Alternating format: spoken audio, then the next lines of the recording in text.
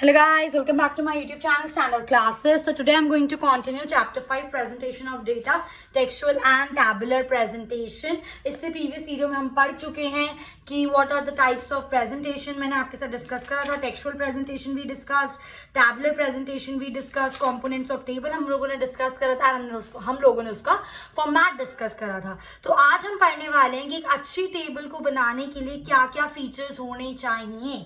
कुछ बातें आज हम पढ़ेंगे और फिर नेक्स्ट वीडियो से हम लोग स्टार्ट करेंगे कि एक्चुअली में जब हमें डेटा गिवन हो तो हमें टेबल कैसे क्रिएट करना होता है. तो ये सब चीजें अब हम लोग पढ़ेंगे. एंड मोस्ट इंपॉर्टेंटली इस चैप्टर में वही है कि आपको डेटा गिवन होगा और आपको उससे टेबल बनाना है. तो वो एक ट्रिकी पार्ट हो जाता है कि उस डेटा को हम किस तरीके से टेबल बनाएं. एक बात आप हमेशा याद रखना, जरूरी नहीं है जो आपको डेटा दे रखा सारे बच्चे सेम टेबल बनाएं, बिकॉज टेबल बहुत सारे टाइप और बहुत सारे तरीकों में बन सकती है जो आज की वीडियो में आपके साथ डिस्कस करूंगी. So let's get started. Starting with the first and the foremost thing is the features of a good table. कि अगर आपको एक अच्छी टेबल बनानी है तो उसके अंदर क्या क्या चीजें होनी चाहिए. सबसे पहला टाइटल. टेबल नंबर तो आप दे ही दोगे. Next comes the most important thing is the title of the table, क्योंकि टेबल का टाइटल पढ़ के हमें पता चलेगा कि ये टेबल एक्चुअली में है किस बारे में, किस डेटा से रिलेटेड ये टेबल है, इस टेबल को बनाने का क्या ऑब्जेक्टिव है. तो आपका टाइटल सूटेबल होना बहुत ज्यादा इंपॉर्टेंट है. जिस बारे में आपका डेटा है, जो आपके टेबल बनाने का ऑब्जेक्टिव है, उससे रिलेटेड ही आपका टाइटल होना चाहिए. कहने का मतलब है टाइटल पढ़ते ही समझ आ जाए कि इस टेबल में किस तरह का डेटा है, इस टेबल को बनाने का क्या ऑब्जेक्टिव है. आई होप गाइस ये चीज आपको बिल्कुल अच्छे से क्लियर है. सो title should match the objective of the table. I hope guys ये चीज क्लियर है. उसके बाद आता है कंपैरिजन. ऐसा बहुत बार हम लोगों को इस टाइप का डेटा दे रखा होता है. हम जब टेबल में डेटा प्रेजेंट कर रहे हैं दैट मीन्स हम उसको रोज और कॉलम्स में प्रेजेंट कर रहे हैं. ये बात सबको क्लियर है क्योंकि हम टेबल की बात कर रहे हैं. टेबल बनता ही रोज एंड कॉलम से. ठीक है. नाउ अब अगर मुझे कोई डेटा ऐसा प्रेजेंट करना है कि जिसके अंदर कंपैरिजन हो, बात समझ रही हो मेरी, मुझे कोई डेटा ऐसा प्रेजेंट करना है जो कंपैरेटिव डेटा है. तो अगर आपका कोई कंपैरेटिव डेटा है जिसको आपको कंपेयर करना है, या तो आप उस सब को कॉलम में अरेंज करो या तो फिर आप उस सब डेटा को रोज में अरेंज करो. या तो कॉलम्स में अरेंज करो या तो रोज में. ऐसा नहीं होता. फॉर एग्जांपल समझाती हूँ कि अगर मुझे ए को बी से कंपेयर करना है तो ये नहीं है मैं ए कॉलम में लिख दूं बी में रो में लिख दूं. नो. जिन चीजों को कंपेयर करना है तो सबको कॉलम में लिखो या तो सबको रोज में लिखो. So items which are to be compared should either placed in rows और कॉलम्स. तभी तो कंपैरिजन इजीली कर पाओगे. अगर ए यहाँ लिखा हुआ है, बी यहाँ लिखोगे, सी यहाँ लिखोगे, तभी तो कंपेयर कर पाओगे ए बी सी. अगर ए यहाँ पर है, बी यहाँ पर है, सी यहाँ पर है, कैसे कंपैरिजन होगा. बात समझ रहे हो मेरी. ठीक है. नेक्स्ट आता है आपका स्पेशल एम्फेसिस. बहुत बार टेबल में ऐसा डेटा होता है जिसपे हम चाहते हैं कि लोगों का स्पेशल फोकस आए. तो उस डेटा को आपको हेड्स में रखना चाहिए. या तो कॉलम के हेडिंग्स में रखो या तो रोज की हेडिंग में रखो, प्लस उनको बोल्ड में रखो ताकि देखते ही पता चल जाए कि हाँ ये डेटा इंपॉर्टेंट है, क्योंकि बोल्डेड चीजें या हेडिंग्स में सबसे पहले लोगों की नजर जाती है. So special item should be placed in head row और head column. I hope guys ये चीज आपको बिल्कुल अच्छे से क्लियर है. नेक्स्ट इंपॉर्टेंट थिंग जिसका आपको याद रखना है दैट इज आइडियल साइज. ऐसा नहीं होना चाहिए कि आपके पास डेटा सिर्फ 4 है और आप टेबल बना रहे हो 8 रोज कॉलम्स की. क्यों भाई, ऐसा भी नहीं होना चाहिए. आपके पास डेटा 8 है और आप टेबल बना रहे हो 4 रोज एंड कॉलम्स की. क्यों. तो आपका एक टेबल का साइज आइडियल होना चाहिए. कोई भी उसके अंदर चीज आपकी वेकेंट नहीं होनी चाहिए. तो जब भी आपको डेटा दे रखा हो पहले एक रफ में टेबल बनाओ ताकि जब एक्चुअली में आप उसको फेयर करो टेबल को, कैसे बनाना है टेबल वो मैं बताऊंगी अभी, वो हम नेक्स्ट वीडियो में बात करेंगे. पर अभी फिलहाल हम बात कर रहे हैं कि अच्छी टेबल क्या होती है. जितना डेटा हो उस टेबल के अंदर सारा फिट आना चाहिए. ना ही टेबल ज्यादा बड़ा होना चाहिए और ना ही टेबल ज्यादा छोटा होना चाहिए. आई होप गाइज ये चीज आपको बिल्कुल क्लियर है. So always first draw the rough sketch of the size as size should not be too large or too small. एक रफ स्केच बनाओ. ना ही टेबल बड़ा होना चाहिए ना ही छोटा होना चाहिए. इतनी बात सबको क्लियर है. इसके बाद आता है हमारा स्टब्स. हम ऑलरेडी अपनी प्रीवियस वीडियो में पढ़ चुके हैं. स्टब्स क्या होता है. Stubs are the headings of the rows are known as stubs. And captions क्या होता है. Captions are the headings of the column. तो the rows are wrong. If rows are wrong, stubs should be given on it has to be if rows are long. If rows are long stub should be given on the right hand side of the table. अगर आपके रोज ज्यादा लंबे हैं तो जो heading of the रोज है आप उनको राइट हैंड साइड पे लिखना, ना कि लेफ्ट हैंड साइड पर। फॉर एग्जाम्पल ये मेरा टेबल है और ये मेरे बहुत लंबे लंबे रोज हैं, तो मैं जो हेडिंग है वो कहाँ लिखूंगी, राइट हैंड साइड पर लिखूंगी। तो इससे क्या फर्क पड़ता है, इससे ये फर्क पड़ता है कि जो भी आपका रोज होती है ना, एट द एंड पे आपकी नजर जाती है कि आपको पता चल जाता है कि हाँ रोज भाई इतनी लंबी है, तभी तो यहाँ पर हेडिंग दे रखी है। आई होप गाइस इतनी बात क्लियर है। इसके बाद यूज ऑफ जीरो, ठीक है, एक बार ये पढ़ लेते हैं। Rows are long stub should be given on right hand side of the table. Now zero को आप कब यूज करोगे, आप ये ऐसा बहुत बार मैंने देखा है, बहुत सारे डेटाज में हम लोग ऐसा देखते हैं कि अगर कोई डेटा नॉट एप्लीकेबल हो तो उसकी जगह जीरो लगा देते हैं, बट नो, आप जीरो सिर्फ वही यूज करोगे न्यूमेरिकल वैल्यू में जहां पे एक्चुअली डेटा जीरो होगा, सिर्फ और सिर्फ वहीं पे जीरो यूज करा जाएगा। कहीं पर भी डेटा अगर आपका नॉट एप्लीकेबल है, या तो आप वहां पे लिखोगे n/a नॉट एप्लीकेबल, या फिर आप वहां पे एक डैश डाल सकते हो, बट आप इन दो की जगह जीरो नहीं लिख सकते, याद रखना इस चीज का। So zero should be use only to indicate the quantity of the variable, कि अगर क्वांटिटी जीरो है तभी आप उसको जीरो लिखोगे, otherwise you have to write not applicable या फिर अ डैश। इन दोनों की जगह आप जीरो को रिप्लेस नहीं कर सकते। तो ये भी एक अगेन बहुत इंपॉर्टेंट बात है जिसका आपको ध्यान रखना है। उसके बाद हमारा नेक्स्ट इंपॉर्टेंट थिंग आता है which is a heading. What is a heading? Heading should be used in a singular form. इसका मतलब क्या है? इसका मतलब ये है कि फॉर एग्जाम्पल अगर मैं कॉलम्स में गुड्स की बात कर रही हूँ कि इतने गुड्स आए, इतने ये वो, गुड्स मतलब सामान है ना, तो हेडिंग में सिर्फ गुड्स लिखो। मतलब कोशिश करो कि हेडिंग में आप 3-4 वर्ड्स मत यूज करो, सिंगुलर मतलब एक वर्ड यूज करो हेडिंग्स के अंदर। फॉर एग्जाम्पल अगर मैं आइसक्रीम का डेटा कलेक्ट कर रही हूँ तो हेडिंग के अंदर सिर्फ आइसक्रीम आनी चाहिए, ठीक है। तो यू कोशिश करो कि हेडिंग के अंदर आपका सिंगुलर वर्ड आए, ठीक है। सो ये भी हम सबको क्लियर है। नेक्स्ट आता है एब्रीविएशंस। एब्रीविएशंस क्या होता है guys? Abbreviations are basically the short forms. Short forms are known as abbreviations, ठीक है। फॉर एग्जांपल एडवांस की जगह आप एडीवी लिख देते हो, है ना, तो these are what? These are abbreviations. तो कभी भी short form should not be used in heading और सब हेडिंग्स। हेडिंग्स के अंदर आप एब्रीविएशंस बोलो या फिर शॉर्ट फॉर्म्स बोलो, आप उनको यूज नहीं कर सकते। याद रखना इस चीज का जब भी अपनी टेबल बनाओगे, ठीक है। उसके बाद आता है फुटनोट। फुटनोट अगेन मैं आपको प्रीवियस वीडियो में आपके साथ बहुत अच्छे से डिटेल में डिस्कस कर चुकी हूँ। फुटनोट सबसे पहली बात तो कंपल्शन नहीं है, अगर रिक्वायर्ड है फुटनोट सिर्फ तभी दो और नहीं है तो मत दो, कोई जरूरी नहीं है, पहली जरूरी बात। दूसरी जरूरी बात, अगर आप फुटनोट दे रहे हो तो there has to be something special. For example एक मैंने टेबल बनाया और मैंने एक के आगे स्टार लगा दिया, अब मैं उस स्टार को नीचे फुटनोट में एक्सप्लेन करके लिख रही हूँ वो स्टार क्यों बनाया, ये चीज मैंने आपको प्रीवियस वीडियो में भी समझाई है। आ रही है मेरी बात समझ? सो फुटनोट सिर्फ तब दो जब रिक्वायर्ड है, और अगर आप दे रहे हो तो there has to be some special character in your table, जैसे कि stars. So if required then only footnote should be given and there should be always a star, अगर आप दे रहे हो तो। आई होप गाइज ये चीज आपको बिल्कुल अच्छे से क्लियर है। इसके बाद आता है यूनिट्स। ऑब्वियसली बात है, जब हम टेबल की बात कर रहे हैं तो हम नंबर्स की बात कर रहे हैं, हम क्वांटिटेटिव डेटा की बात कर रहे हैं, और जब हम क्वांटिटेटिव डेटा की बात कर रहे हैं तो it has to be in some units. It cannot be only single 2, 3, 200, 400, no, it has to be in 1000, lakhs और करोड़, ठीक है। तो आपको वो यूनिट लिखना बहुत ज्यादा इंपॉर्टेंट है, कॉलम्स के राइट हैंड साइड में ऊपर, clear. So units must be specified above the column. Next आता है आपका टोटल। जब आप किसी क्वांटिटेटिव नंबर्स को यूज करके अपना डेटा बनाते हो, टेबल बनाते हो, तो there has to be total, right. आप रो वाइज भी टोटल कर सकते हो, आप कॉलम वाइज भी टोटल कर सकते हो, एंड देन लास्ट में आप एक ग्रैंड टोटल भी दे सकते हो। वो आप पे डिपेंड करता है कि आप अपनी टेबल किस तरीके से क्रिएट कर रहे हो। So total must be given at the end of the each row. इसके बाद आता है आपका परसेंटेज एंड रेशियो। जब भी आप टेबल बनाओ कोशिश करो कि आप अपना डेटा किसी परसेंटेज या किसी रेशियो में लिखो, तो उससे ना टेबल अच्छा बनता है। कोशिश करा करो, जरूरी नहीं है ऐसा हर बार हो, बट ट्राई करो कि जब भी आप टेबल बना रहे हो आपका डेटा किस में हो, परसेंटेज या रेशियोज में हो। So if possible percentage of data should be use.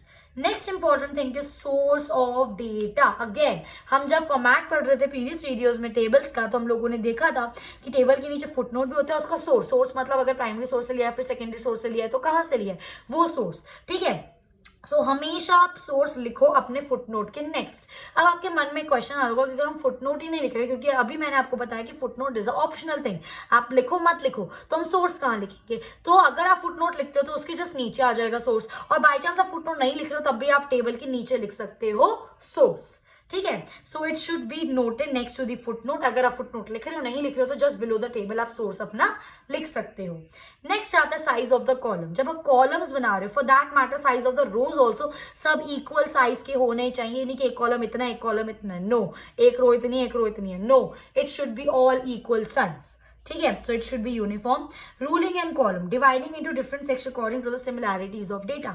जब आप रोज और कॉलम्स को डिवाइड कर रहे हो और जब आप उसमें डेटा प्लेस करोगे, आप उस डेटा को इस तरीके से प्लेस करोगे सिमिलर डेटा एक तरफ आए और बाकी जो डिफरेंट डेटा है वो एक तरफ आए। मतलब जैसे you have lots of data, तो उसमें से सिमिलर डेटा को उठा के आप एक एक तरफ प्लेस करना स्टार्ट करो। That is ruling and column. And last important thing is simple, economical and attractive. जो भी आप टेबल बनाओगे इट शुड बी सिंपल, लोगों को देखते ही समझ आनी चाहिए, अट्रैक्टिव होनी चाहिए, इकोनॉमिकल होनी चाहिए। अट्रैक्टिव मतलब वही नीटली अच्छे से बनी होनी चाहिए, इकोनॉमिकल मतलब ज्यादा उसमें आपको कुछ खर्चा वगैरह ज्यादा एफर्ट्स नहीं, नॉर्मल अपना टेबल बनाओ, सिंपल और अट्रैक्टिव से बनाओ। आई होप गाइज ये चीज आपको बिल्कुल अच्छे से क्लियर है। अब मैं आपको एक ऑनेस्ट बात बताऊं गाइज इसके अंदर, honestly I am telling you this now, ये जो अभी हमने फीचर्स ऑफ गुड टेबल पढ़े हैं, ये एक आपका सीधा डायरेक्ट 6 मार्क का क्वेश्चन आ सकता है, ठीक है। वो आपको बोल सकते हैं कि what like the definition of table and how you can create a good table. तो उसके अंदर आपको फीचर्स लिखना है, आपको इतने सारे फीचर्स लिखने की जरूरत नहीं है। लर्न कम से कम 6 to 7 फीचर्स आप इसको मेमोराइज कर लेना, लर्न कर लेना, then you can use them. Clear, okay. अब हम नेक्स्ट चीज पे बढ़ते हैं, which is another very very important thing. अब मैंने आपको बता दिया कि एक टेबल को अच्छा होने के लिए इसके अंदर क्या क्या कैरेक्टरिस्टिक्स होने चाहिए। अब हम पढ़ेंगे कि जब हमें टेबल गिवन हो तो उसके अंदर क्या क्या डिफरेंट टाइप, मतलब जब हमें डेटा गिवन हो तो उस डेटा से हम किन किन डिफरेंट टाइप्स की टेबल्स को क्रिएट कर सकते हैं। अब यहां से ये असली चैप्टर शुरू है। इससे पहले तो थ्योरी था, 6 मार्क का क्वेश्चन आ सकते हैं, वो आप एज इट इज लर्न करके कर सकते हो, बट अब एक्चुअली में समझना कि टाइप्स ऑफ टेबल्स क्या होता है, किस डेटा में किस तरीके का टेबल यूज करना है, वो आपको पता होना चाहिए। फटाफट से अब हम स्टार्ट करते हैं, ठीक है। अब हम पढ़ रहे हैं काइंड्स ऑफ द टेबल। सबसे पहले 3 टाइप की टेबल्स होती है, according to the purpose, according to originality, according to construction, ठीक है। एक एक करके हम लोग इनको डिटेल में पढ़ेंगे। तो starting with according to the purpose, main purpose क्या है आपके टेबल का। इसके अंदर 2 बाइफोकेशन है, 2 तरह की टेबल होती है, एक होती है जनरल पर्पस टेबल और एक होती है स्पेसिफिक पर्पस टेबल। अब देखो नाम से ही पता चल रहा है, मैं हमेशा अपने स्टूडेंट्स को बोलती हूँ कि बिफोर चीजें पढ़ने से पहले जो आप हेडिंग पढ़ रहे हो, जो आप नाम पढ़ रहे हो, उसको एनालाइज करो, क्योंकि अगर आपको हेडिंग या नेम सबसे अच्छे तरीके से समझ आ जाता है ना, ट्रस्ट मी उसके नीचे का कंटेंट ऑटोमेटिकली समझ आ जाता है हम लोगों को, क्योंकि कंटेंट के हिसाब से हेडिंग होती है। इस बात से मैं आपको ये भी बताना चाह रही हूँ कि टेबल के अंदर जो कंटेंट है उसके हिसाब से ही आप हेडिंग रखना, क्योंकि हेडिंग पढ़ते ही लोगों को समझ आ जाता है, टाइटल पढ़ते ही लोगों को समझ आता है कि भाई टेबल किस बारे में है। आ रही मेरी बात समझ, रिलेट कर पा रहे हो? बिल्कुल, ठीक है। सो general purpose table and specific purpose table. अब देखो नाम से ही पता चल रहा है, जनरल पर्पस टेबल मतलब वो टेबल जो एक पर्टिकुलर स्पेसिफिक मकसद या पर्टिकुलर स्पेसिफिक पर्पस से नहीं बनाई गई है। It is a general table जो बहुत सारे लोग यूज कर सकते हैं अपने अलग अलग पर्पस के लिए। That is known as general purpose table, ठीक है। It does not serve any specific purpose, किसी पर्टिकुलर पर्पस से इसको नहीं क्रिएट करा गया है। They are generally attach to some reports, मतलब जब कोई मैं बताती हूँ आपको, कोई रिपोर्ट, कितना सारा रिसर्च वर्क चलता रहता है, ठीक है। जब कोई रिपोर्ट क्रिएट कर रहा है, उस रिपोर्ट को सपोर्ट करने के लिए उसने कुछ डेटा डाल दिया, तो that is a general purpose table. उसने वो टेबल किसी पर्टिकुलर पर्पस के लिए नहीं बनाई, बस अपनी रिपोर्ट को कंप्लीट करने के लिए उसने उसमें डेटा डाल दिया। तो जनरल पर्पस टेबल आपको यूजुअली रिपोर्ट्स के साथ अटैच्ड मिलती है और इनको हम क्या बोलते हैं, इनको रेफरेंस टेबल भी बोला जाता है। आई होप गाइज ये चीज आपको बिल्कुल अच्छे से क्लियर है। अब ठीक इसका ऑपोजिट आता है which is a specific purpose table. नाम से ही पता चल रहा है, स्पेसिफिक पर्पस टेबल क्या होती है ये specific purpose table. Specific purpose table वो टेबल जो एक स्पेसिफिक मकसद से बनाई जा रही है। फॉर एग्जाम्पल अगर मुझे स्टडी करना है लिटरेसी और literacy and illiteracy rate of India, तो उससे रिलेटेड मैंने एक टेबल बनाई। मेरा पर्पस क्या था, स्टडी करना, इसलिए तो मैंने वो टेबल बनाई ना। ठीक है, जो एक स्पेशल पर्पस के लिए बनाई जाती है, which is made with special purpose, it is presented in the form of result and analysis. इस टेबल को इस तरीके से बनाया जाता है कि उसको स्टडी करके कुछ कंक्लूजन निकाला जा सके, उसको स्टडी करके कुछ रिजल्ट निकाला जा सके, क्योंकि इसलिए एक पर्टिकुलर अपने मकसद को पूरा करने के लिए, अपने पर्पस को फुलफिल करने के लिए हमने वो टेबल बनाया है, और इनको हम समरी टेबल्स भी बोलते हैं। आई होप गाइज ये चीज आपको बिल्कुल अच्छे से क्लियर है। ठीक है, अब इसके बाद आपका नेक्स्ट टेबल आता है which is according to originality. According to originality के अंदर भी दो बाइफिकेशन है। सबसे पहला है ओरिजिनल टेबल, देन उसके बाद है डिराइव टेबल। ना what is a original table? Original table वो टेबल होता है, अगर मैं आपको लेमैन लैंग्वेज देसी भाषा में चीज समझाऊं, जिस तरीके से आपने डेटा कलेक्ट करा है, उस डेटा जिस तरीके से डेटा कलेक्ट करा है, उसी डेटा को आपने एज इट इज टेबल में प्रेजेंट कर दिया, that is known as original table. और डिराइव टेबल का मतलब क्या है, आपने डेटा किसी और तरीके से कलेक्ट करा, देन अरेंजमेंट वगैरह कुछ ग्रुपिंग वगैरह कर के फिर आपने एक टेबल क्रिएट करा। फर्क समझ रहे हो? ओरिजिनल टेबल के अंदर जिस तरीके से डेटा कलेक्ट करा है उसी तरीके से प्रेजेंट कर दिया, कुछ छेड़छाड़ नहीं करा डेटा के साथ। अगर असेंडिंग ऑर्डर में कलेक्ट करा, असेंडिंग ऑर्डर में प्रेजेंट कर दिया।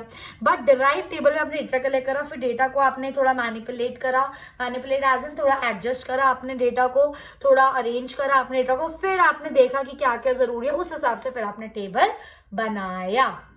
आई होप गाइस ये चीज आपको बिल्कुल अच्छे से क्लियर है। कोई भी डाउट हो फ्रीली कमेंट करके मुझसे पूछ सकते हो, I definitely answer your each and every question. ठीक है, so when table is formed in the same manner in which data is collected, मतलब जिस तरीके से आपने डेटा कलेक्ट करा उसी में आपने टेबल फॉर्म कर दिया, that is known as original table. And derive table, data is not presented in the form in which it was collected. जिस फॉर्म में आपने कलेक्ट करा था उसमें एज इट इज उसको प्रेजेंट नहीं करा। हो सकता है कुछ डेटा निकाल के प्रेजेंट करो, हो सकता है सिमिलर चीजों को ग्रुप करके फिर प्रेजेंट कराओ, तो अपने अपने हिसाब से ये चीजें हो सकती हैं। आई होप गाइस ये चीज आपको बिल्कुल अच्छे से क्लियर है। तो अभी तक हमने दो टाइप्स ऑफ टेबल पढ़े। पहला पढ़ा अकॉर्डिंग टू द पर्पस, जिसके अंदर था general purpose table and specific purpose table. फिर हमने पढ़ा अकॉर्डिंग टू ओरिजिनलिटी, जिसके अंदर था original table and derive table. Third आता है आपका अकॉर्डिंग टू कंस्ट्रक्शन।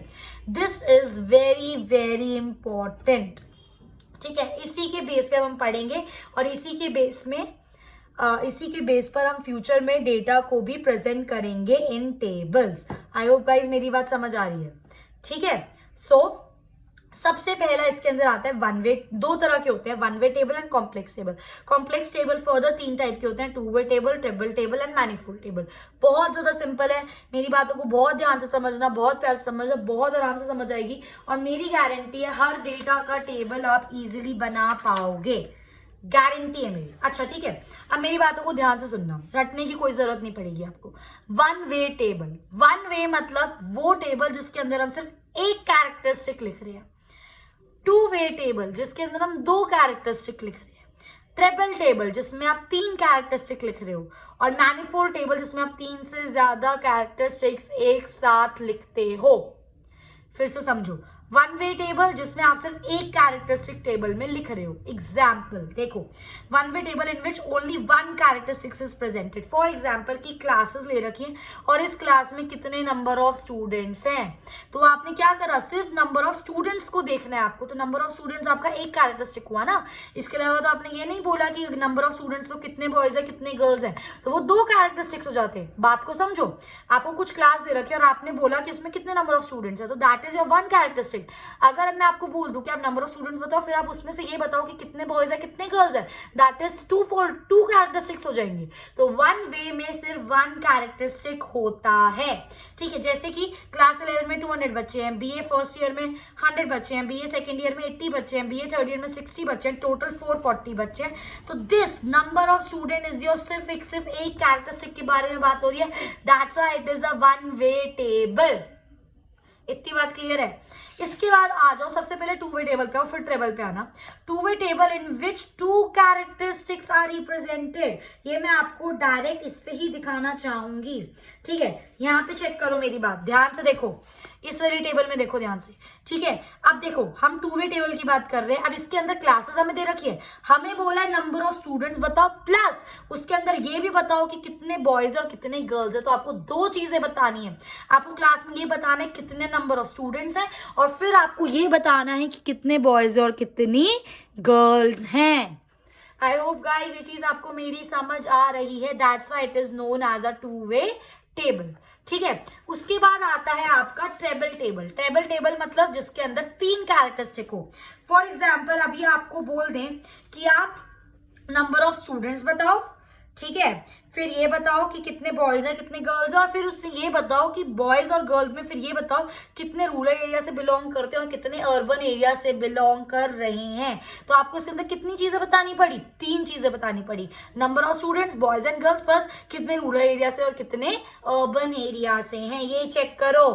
देखो इसके अंदर हमें क्लास दे रखी है, ये टोटल नंबर ऑफ स्टूडेंट्स हैं इसके अंदर, ठीक है। नंबर ऑफ स्टूडेंट्स को हमने बाइफोकेट करा बॉयज और गर्ल्स में, फिर हमने उनको फर्दर किस में डिवाइड करा कि कितने बॉयज रूरल से हैं, कितने बॉयज अर्बन से हैं, कितनी गर्ल्स रूरल से हैं, कितनी गर्ल्स अर्बन से। तो ये 3 कैरेक्टरिस्टिक्स बताया ना आपने, नंबर ऑफ स्टूडेंट बताया, फिर उसमें बॉयज एंड गर्ल्स बताया, फिर ये बताया कितने रूरल एरिया से और कितने अर्बन एरिया से हैं। तो इसको हम क्या बोलते हैं? Treble table. I hope guys ये चीज आपको बिल्कुल अच्छे से क्लियर है। और मैनिफोल्ड टेबल वो टेबल होता है जिसके अंदर 3 से भी ज्यादा कैरेक्टरिस्टिक होते हैं। सबसे बेस्ट एग्जाम्पल देखो, इस वाले टेबल के अंदर ध्यान से देखेंगे सारे बच्चे, आपको ये बोला है कि नंबर ऑफ स्टूडेंट्स कितना है, आपने वो बता दिया। नंबर ऑफ स्टूडेंट्स में बॉयज एंड गर्ल्स कितना है वो बता दिया। अब कितने बॉयज रूरल से कितने बॉयज अर्बन से वो बता दिया। अब उसके बाद हम ये बता रहे हो कि रूरल में कितने मैरिड है कितने अनमैरिड है, अर्बन में कितने मैरिड है कितने अनमैरिड है। तो कितने हो गए? 4 हो गए ना। नंबर ऑफ स्टूडेंट्स बताया, फिर बॉयज एंड गर्ल्स बताए, फिर रूरल अर्बन बताया, एंड देन फाइनली आपने बताया कितने मैरिड और कितने अनमैरिड हैं।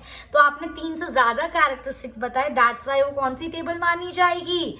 Manifold table. I hope guys ये चीज आपको बिल्कुल अच्छे से क्लियर है, ठीक है। अब इसके बाद मैं नेक्स्ट वीडियो में बहुत इंपॉर्टेंट चीज स्टार्ट करने वाली हूँ, फर्दर क्लासिफिकेशन पढ़ेंगे, और 1-2 क्वेश्चन मैं आपके साथ और डिस्कस करूंगी कि कैसे डेटा को टेबल में क्रिएट करना है। इसका मतलब मैं इससे रिलेटेड अभी 2 वीडियोस और बनाऊंगी। नेक्स्ट में मैं चैप्टर कंप्लीट करूंगी, उससे नेक्स्ट में मैं प्रैक्टिकल क्वेश्चन दूंगी, और लास्ट वीडियो चैप्टर की तो बहुत ही ज्यादा इंपॉर्टेंट है क्योंकि उस वीडियो के अंदर मैं आपके साथ बहुत ज्यादा इंपॉर्टेंट क्वेश्चन डिस्कस करने वाली हूँ कि किस तरीके जो आते ही आते हैं एग्जाम में कि किस तरीके का डेटा है और किस तरीके की आपको कैसे टेबल बनानी है। एक एक्सेप्शनल केस है जो हम लास्ट वीडियो में डिस्कस करेंगे। तो अगर आपको मेरी वीडियो अच्छी लगी हो, please like it, subscribe. Stand out classes अगर अभी तक नहीं कराया तो please share it with your friends more and help me to spread education more and more. Yeah, so I will see you in my next video guys. Till then, happy learning.